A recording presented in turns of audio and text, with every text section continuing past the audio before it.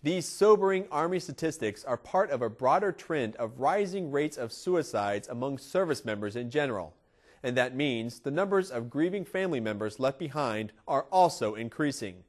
Organizations working to help families cope are being hit hard, and they're teaming up with the military on prevention.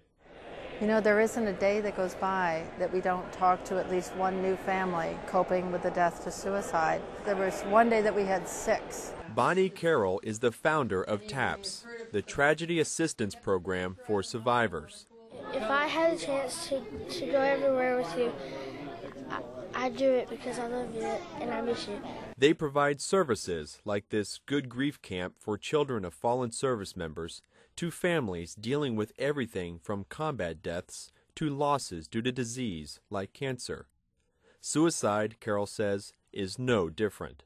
It's knowing that you can talk about it, that there isn't that stigma and shame, that their loved one was fighting a very tough battle. You do have people who see mental illness or suicide as a cowardly, selfish act. Kim Ruocco's husband, Major John Ruocco, was a Cobra pilot. He flew 75 missions in Iraq and was getting ready to redeploy. But in the months he spent at home, he began having nightmares, was distracted, and withdrawn from the 2 sons. I did ask the question, are you feeling like you could kill yourself? And he assured me that he could never do that to the boys and I. The very night he assured Kim he would get help, he took his own life. He had one fear in life, one, letting somebody down.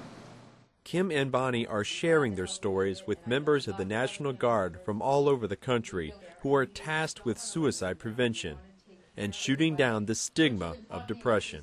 The last conversation I had with him, we were on the phone and he said, I'm going to go get help, but this is going to mean we're going to lose everything. My career, they're going to think I'm a coward and don't want to go back to Iraq. I'm going to let everybody down.